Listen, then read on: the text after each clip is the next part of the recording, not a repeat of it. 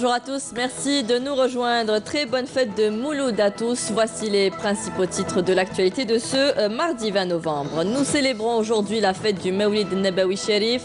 Plusieurs cérémonies ont été organisées pour l'occasion. Nous verrons également l'ambiance et les traditions jalousement préservées chez les familles. Réunions de famille, récitation du Coran ou encore fabrication de la célèbre Mnara.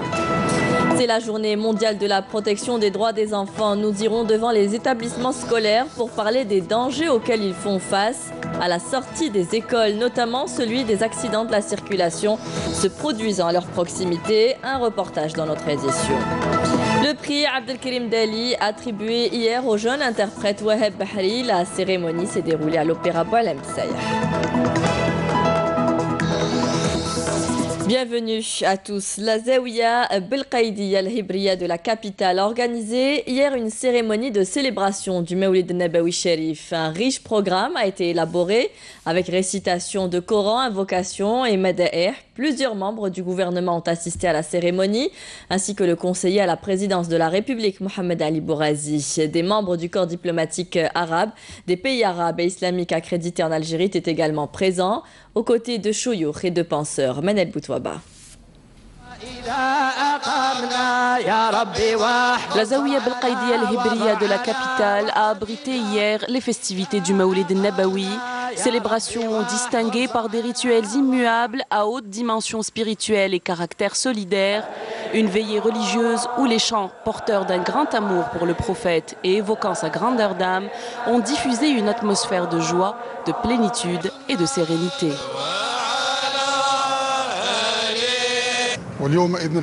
Notre rencontre ici au sein de cette Zawiya a pour objectif de réaffirmer l'attachement de l'Algérie à son legs civilisationnel ancestral. L'Algérie est encore fidèle au principe de l'islam modéré. Elle est encore fidèle également à son président qui avait décrété en 2005 déjà que le mois de Rabi' al-Awwal serait entièrement dédié aux festivités, à l'évocation, aux conférences et aux rencontres autour du parcours du prophète Mohammed. Que le salut soit sur lui.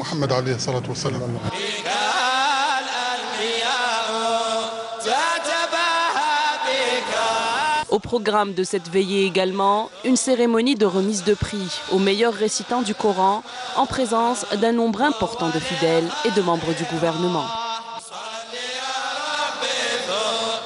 Entre dhikr et invocation, l'anniversaire de la naissance du prophète a été saisi par la Zawiya, lieu spirituel, social et éducationnel, pour raffermir l'enracinement de la foi islamique et diffuser les valeurs de l'amour de son prochain, de piété et d'entraide. La célébration du Mawlid Nabawi Sharif est marquée en général par la préparation de festins, de réunions de famille et de récitation du Coran.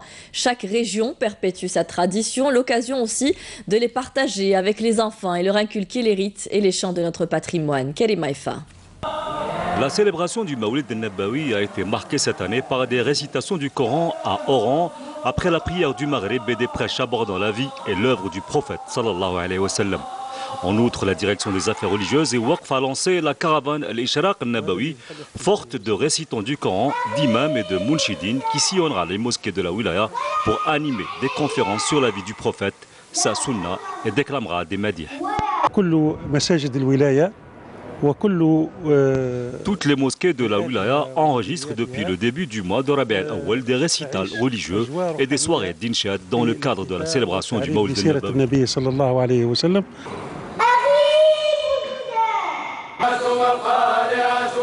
À Gmar, dans la wilaya de Ouadsouf, la Zawiya Tijaniya a célébré le Mawlid Nabawi avec des cercles de dhikr et d'invocation pendant toute la semaine pour ainsi affirmer l'attachement de la Zawiya à sa vocation originelle qui est celle d'être un lieu d'adoration d'Allah et de glorification de son prophète et de son message.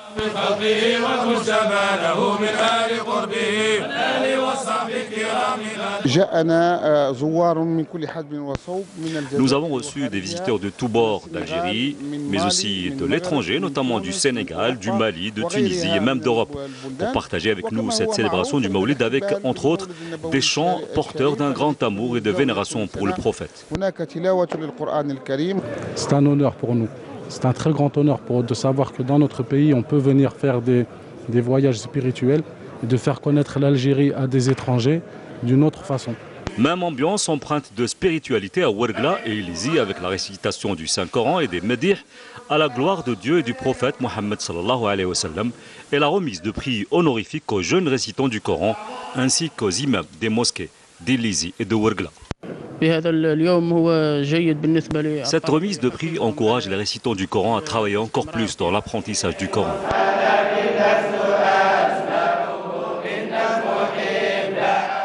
À Constantine, la célébration du Mawlid al-Nabawi s'est distinguée par les rituels spirituels immuables qui se tiennent dans les zawiyas de la ville, avec au programme des cercles de récitation du Saint-Coran, de dhikr, de lecture de la Sira al-Nabawiya et la distribution de prix honorifiques aux meilleurs récitants du Coran. Nous avons assisté aujourd'hui à une grande fête où nous avons honoré 31 récitants du Coran, ainsi que des imams, et nous avons programmé une opération de circoncision de petits garçons.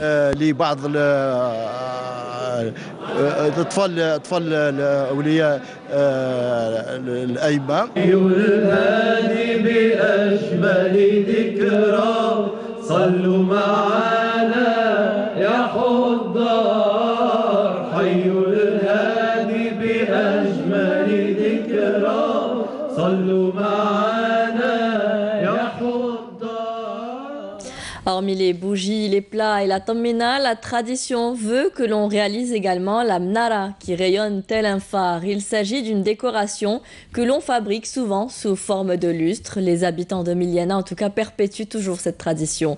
Le reportage de Nourdine Arabia, commentaire de Camélia Melal. Nous sommes dans le vieux quartier de Zougala à Miliana. Mustapha fait partie des anciens de cette ville qui restent solidement accrochés aux traditions ancestrales et perpétue chaque année cette fête en fabriquant une nara, sorte de moquette décorée par de jolis tissus et illuminée de bougies. Il ne faut pas oublier nos traditions. Je le faisais chaque année avec mon père où on mettait des bougies autour de la mnara. On se réunissait tout autour en chantant des chants religieux. Le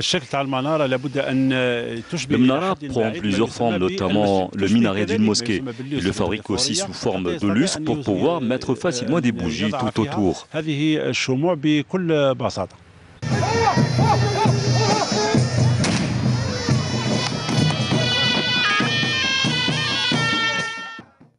Sous le son du baroud, des youyous et de la zourna que le défilé des mnarat commence.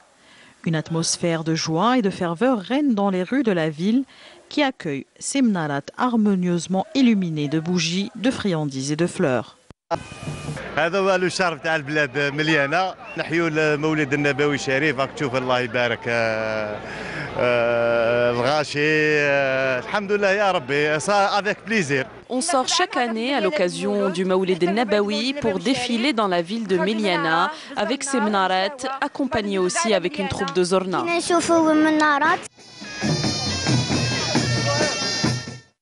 Véritable fête populaire, cette manifestation draine chaque année de nombreux visiteurs, non seulement pour assister à la procession de la Mnara, mais aussi pour découvrir tout le potentiel de beauté, de fraîcheur et surtout d'histoire que recèle la ville de Miliana. Un important dispositif a été mis en place par la protection civile pour les besoins de la célébration du Mawlid al-Nabawi Sharif, malgré les campagnes de sensibilisation contre l'utilisation des produits pyrotechniques menées quelques jours auparavant. Pour informer les citoyens sur les dangers engendrés par ces produits, 9 personnes ont souffert de brûlures, ont été enregistrées en tout cas dans la capitale. Plusieurs unités avaient été mobilisées à cette occasion, 44 au total et plus de 450 agents de la protection civile. Et comme je vous le disais, 9 personnes atteintes de brûlures ont été enregistrées dans la capitale. Dans le cadre de la lutte antiterroriste et suite à l'opération menée hier par un détachement de l'armée nationale populaire dans la zone de Ouled Mohamed dans la wilaya de Mila qui s'est soldée par un terroriste abattu, un pistolet mitrailleur de type Kalachnikov et une quantité de munitions récupérées. Il a été procédé à l'identification du criminel. Il s'agit du dangereux terroriste Sherwan Abdelhamid dit Youssef qui avait rallié les groupes terroristes en 1996. La même opération a permis la destruction d'une casemate et d'une quantité de denrées alimentaires et divers objets, selon un communiqué du ministère de la Défense nationale que nous venons de recevoir. Dans le même contexte et lors d'opérations distinctes menées par des éléments de l'ANP, la gendarmerie nationale, un trafiquant d'armes a été arrêté. Et 2 pistolets automatiques ont été saisis à Tizi Ouzou et à Ngzem. Et enfin, un détachement de l'ANP a appréhendé à Ngzem toujours 17 immigrants clandestins de différentes nationalités. Je vous le disais en titre, ce 20 novembre, nous célébrons la Journée internationale des droits de l'enfant. L'occasion pour nous de chercher à mieux les protéger, à dénoncer les violences et les discriminations qu'ils peuvent subir. Leur protection passe par une sécurité optimale et ce matin, nous allons parler des accidents de la circulation qui se produisent à proximité des établissements scolaires. Un fait qui inquiète d'ailleurs les parents et les services de la Sûreté nationale. Une hausse de 20% des accidents a été enregistrée pendant les 10 premiers mois de cette année à côté des écoles. Un lourd bilan qui a poussé les services concernés à multiplier les mesures préventives. Le reportage est signé Hasna Zouberi. Il est 11h20, nous sommes à côté de cette école primaire à Usende. Ses parents sont venus récupérer leurs enfants. Ils se confient à notre équipe sur les motifs qui les poussent à attendre leurs enfants à chaque sortie d'école.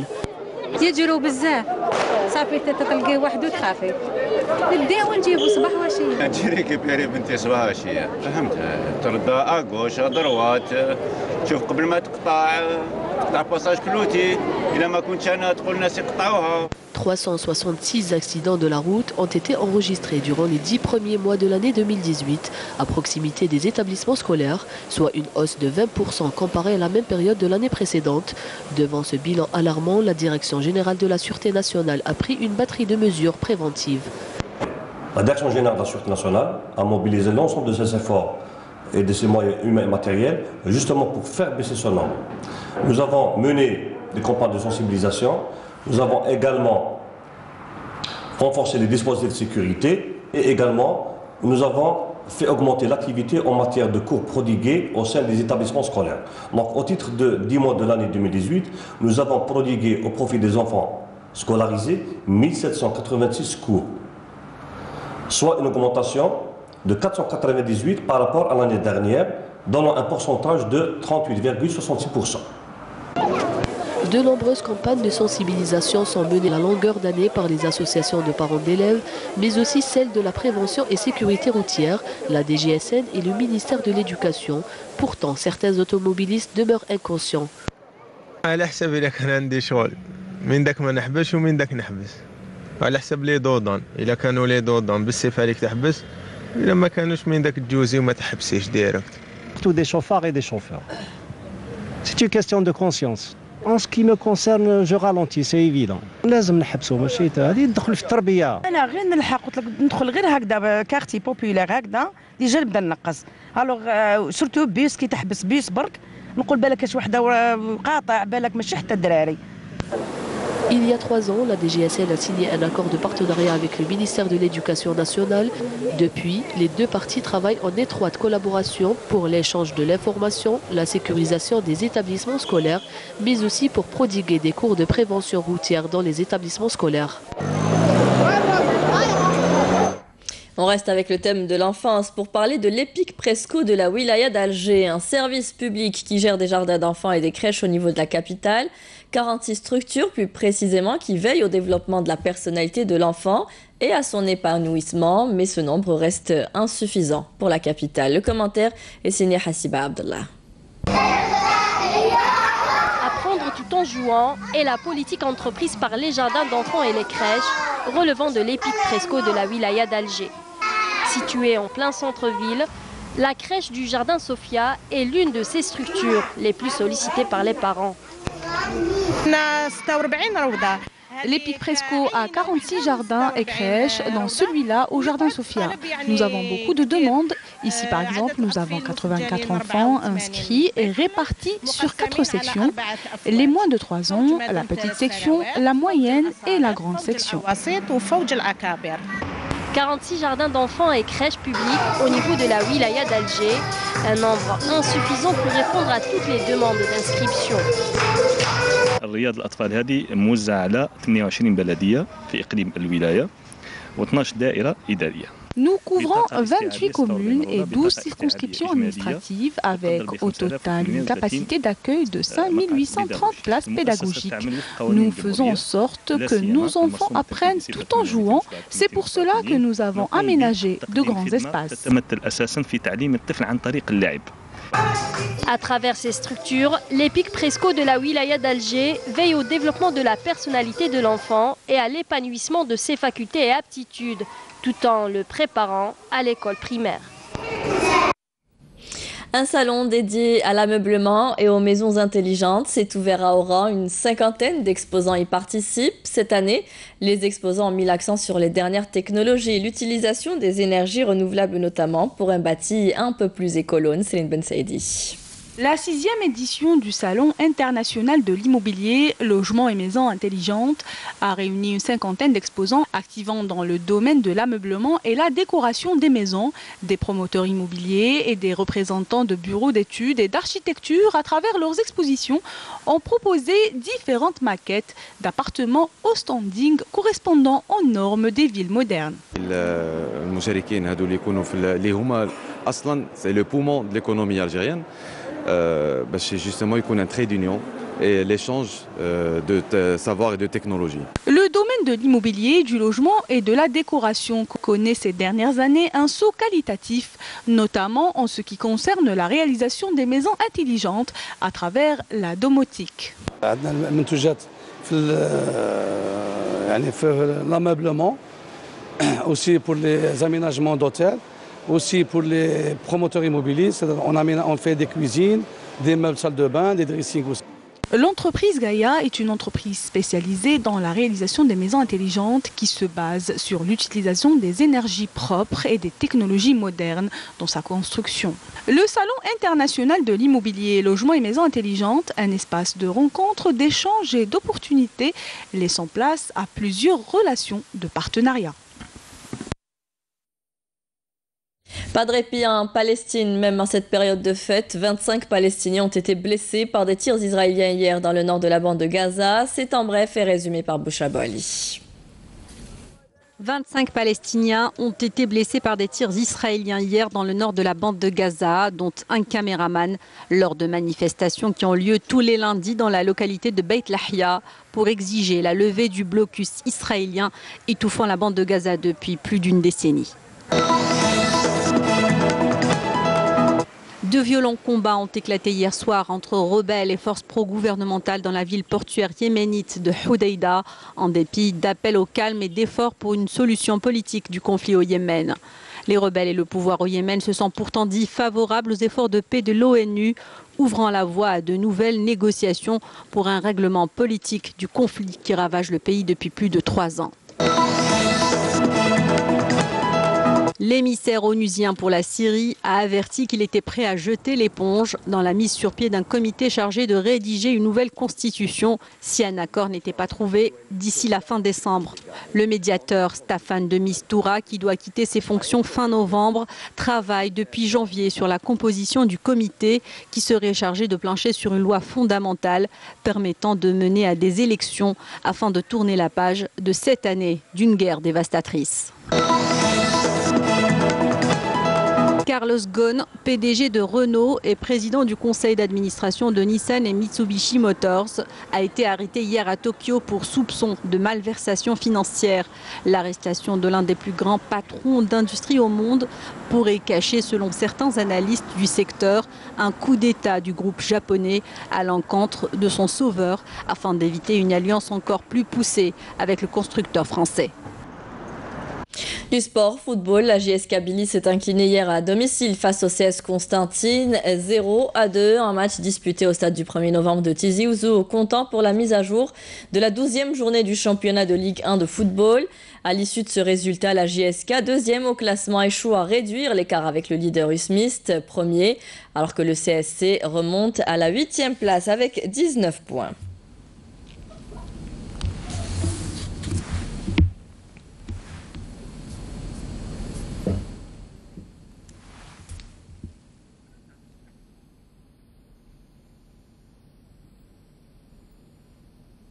La relance du tourisme passe indéniablement par la réalisation d'infrastructures d'accueil, surtout dans les régions qui jouissent d'atouts naturels. C'est le cas de la wilaya de Khenchela avec ses sources thermales. Alors qu'est-ce qui est fait pour développer ce secteur? La réponse dans ce reportage avec Abdelmajid Benqassi. Réputée pour être une wilaya du thermalisme avec Hammam Salhin, Khenchela souffre cependant du manque d'infrastructures hôtelières pour accueillir ses visiteurs. Quand bien même des projets commencent à voir le jour dans le cadre de la politique de la relance touristique prônée par les pouvoirs publics. عندنا منطقة للتوسع السياحي فيها 375 هكتار 22 أكثر منها قابلة لاستقطاب مشاريع. Nous avons une zone d'extension touristique de 375 hectares, dont 22 qui peuvent accueillir plus de 15 projets. Nous invitons les investisseurs à venir s'y installer. Nos capacités d'accueil sont de 493 lits pour les 5 hôtels que nous possédons. Nos objectifs, c'est d'atteindre 1020 lits en 2020 et créer plus de 300 postes de travail permanents et 400 postes de travail saisonniers. Des projets nouveaux sont déjà en chantier, notamment à El Hama, à proximité de Hammam Salhin. Mais il y a aussi cet ancien établissement réalisé en 2005 qui cherche à s'agrandir. Nous sommes sur un projet d'extension pour augmenter un peu les capacités d'accueil de l'hôtel. J'espère que ça va se réaliser dans les plus brefs délais, dans les meilleurs délais. Et ça va ajouter un plus à la wilaya de Khenchela. Voilà, on espère qu'il y aura d'autres structures pour développer le tourisme et développer la région de Khenchela. De l'extension pour certains, mais pour d'autres, c'est carrément l'attente éternelle.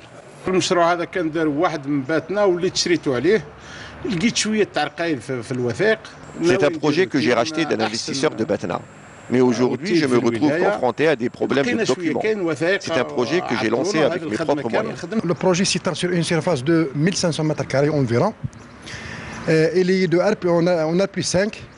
Il est composé de 72 chambres avec différents types, tels que chambre à 2, chambre à 3 et 4 suites présidentielles. 2 restaurants, 2 grands restaurants, un restaurant traditionnel et un autre au standing.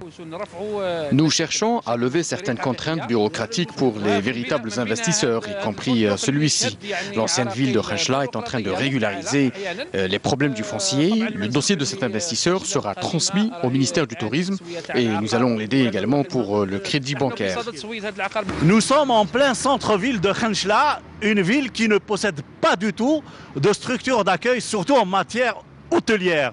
Et ici, j'ai tout un immeuble qui est destiné justement à réaliser un hôtel de grand standing. Malheureusement, pour des raisons administratives, le projet est bloqué depuis plus de 6 ans. Et maintenant, on essaye de relancer ce projet dans le cadre justement de la politique visant à renforcer un petit peu les structures d'accueil de toutes les wilayas du pays, notamment Khenchela. Et voilà, nous terminons ce journal avec de la musique. Le jeune interprète de musique andalouse, Waheb Bahri, a été sacré hier grand lauréat de la 2e édition du concours de la meilleure interprétation du chant andalou. Il a reçu le prix du Cheikh Abdelkarim Dali, qui a mis en compétition 9 finalistes. Naïma Haouch. Abdelwahab Bahri est donc le lauréat de ce concours prestigieux. Un clin d'œil au chantre de la musique andalouse, Cheikh Abdelkarim Dali, maître du Hawzi et de Radnat et Tlemcenia. Applaudi par le public pour ses virtuosités vocales, le jeune interprète de la Nouba Raml a su comment mettre d'accord tous les membres du jury. Je ne savais pas que j'allais gagner ce concours. C'est une opportunité pour les jeunes qui ont des capacités pour prouver qu'ils sont capables. L'intérêt n'est pas de savoir qui est arrivé en premier, en deuxième ou en troisième. L'essentiel est de se produire en salle devant un public. Le candidat se débarrasse ainsi de toutes les tensions et ceci l'aidera dans le futur, à condition qu'il travaille. Donc,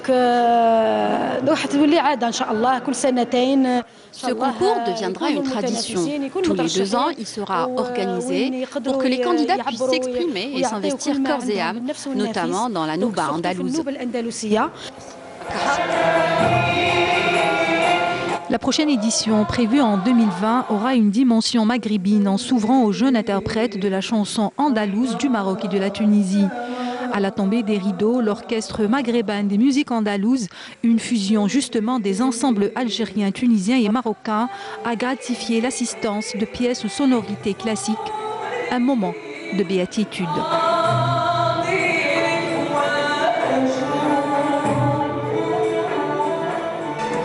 C'est la fin de ce journal. Merci à vous tous de nous avoir prêté attention. Vous pouvez revoir nos programmes sur Facebook et YouTube. Les adresses s'affichent en bas de votre écran. Tout de suite, le point météo avec Amel Arabi. Et ce soir, rendez-vous avec Nadia Medessi pour le journal à 19h. Très bonne journée à tous. Au revoir.